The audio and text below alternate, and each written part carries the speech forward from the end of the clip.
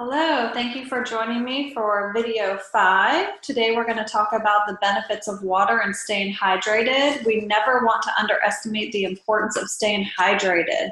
Water makes up nearly 50 to 60% of our bodies. Water is important in so many bodily functions, such as lubricating our joints, retaining moisture in our eyes, keeping our skin healthy, and eliminating toxins, and facilitating proper digestion. Different needs are based on temperature, humidity, activity, and body size, but a good indicator is that your urine is clear and you are going every 3 hours during the day. Proper intake of fluids is also key for kidney function. Therefore, every time your body loses water, you need to replace those fluids to maintain balance between the salts, glucose, and other minerals in your system. The kidney, liver, and bowels are some of the main detoxifying organs, so we need to make sure we're getting plenty of water to help those organs work properly.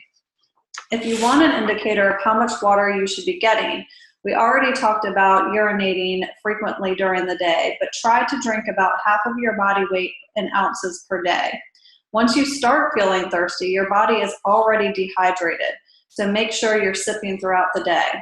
I'll admit, I have a hard time drinking that much water too, so I've come up with a few tips to get enough water in my body.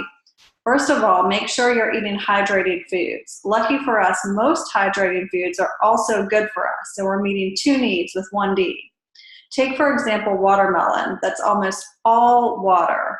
My kids and I love us some watermelon. Most fruits and vegetables are hydrating, like cucumbers and melons and berries.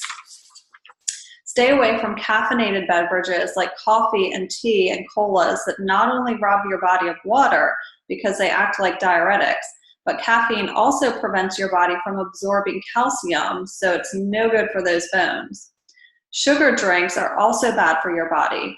For one, they can lessen the absorption of water from the intestines, but sugar also causes inflammation, which is the root of all chronic diseases. And sugar also weakens your immune system for up to 5 hours after you ingest it. This is especially no good in the wintertime when germs are running rampant. Like I said, I have a hard time drinking enough plain water, so I've come up with a few things that help me get the deed done. I found an herbal tea that has no caffeine, that's a watermelon tea that I love. So I pour a little bit in each glass of water that I drink to give it a bit of flavor. So you might look around for an herbal tea that you end up liking and just add a little bit up to your water to give it a little bit of flavor. Also, a hit that my kids love is slicing up fresh fruit and putting it in a pitcher of water. This gives it a great fruity flavor that they love. The only time not to drink too much water would be during meals. Your body produces digestive enzymes during a meal to help it break down the food that you're eating. Drinking too much water during a meal will dilute these enzymes. Better to do your drinking an hour before or an hour after eating a large meal. Choose to drink pure water. Sports drinks are filled with sugar, and we already talked about the negative effects of sugar. Some of the benefits of water, we already talked about some of them, but remember that it prevents constipation, so it keeps that waste moving through the digestive system. It also cleanses the body, and we talked a little bit about that, but the kidneys need water to flush out the toxins as well as the liver and the colon. It keeps the muscles moving. Our muscles are 70 to 75% water, so it helps prevent the tightening of muscles. It's good for the brain. Our brain is 70 to 75% water. It helps the brain work effectively. It's good for a cough because it clears out the breathing passages during a cold. So your grandma was right that fluids are good during a cold. And it curbs overeating. So try drinking water to make sure it's hunger instead of thirst before you go grab that snack. And just like we talked about before, when we are eating more healthy, we want to bring our family along. We also want to bring our family along for all good habits, and our kids learn from examples. So we want to, it's not going to the next screen. Let's see here. There we go. So we want to set good examples for our kids. So the first one would be model it. So if you want your family to drink more water, you want to drink more yourself. Again, kids learn from watching adults, so we want to use things like we like to drink more water. Order water when you eat out, and drink more water at home together.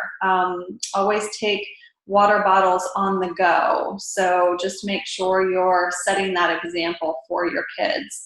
Bottle it. Let the kids pick out their own fun water bottles. Amazon has a huge variety, and I know my kids love to shop. There's lots of fun water bottles out there now.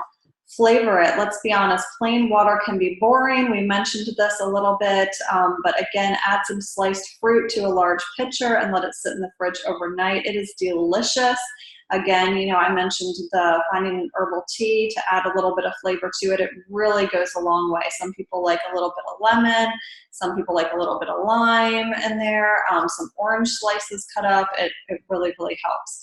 Advertise it. Explain to the kids why your family drinks water. Remind them that it's good for them and it's helping their body work properly. Remind them of the ways those sugary sports drinks would harm their body. If your kids are into sports, remind them that it's helping their body work properly so that they can participate in the sports that they love. Remind them how that it's helping their brain, so when they're doing their schoolwork, it's helping them perform to their best abilities. Food it. Buy hydrating foods like watermelon, berries, and cucumber, and chop it up and have it out ready to eat. I know that if I don't cut it up and chop it up, my kids aren't going to touch it. So I have to have it prepared in the refrigerator or on the table for them. And then sip it. I don't know about you, but my kids love straws. So try to find some fun straws, let them pick it out, and try to have them sipping it throughout the day. So again, just remember the importance of staying hydrated, and try to make it a family affair. Thanks so much for joining me. And there's one more video left, and it's about fruits and vegetables. So very, very important.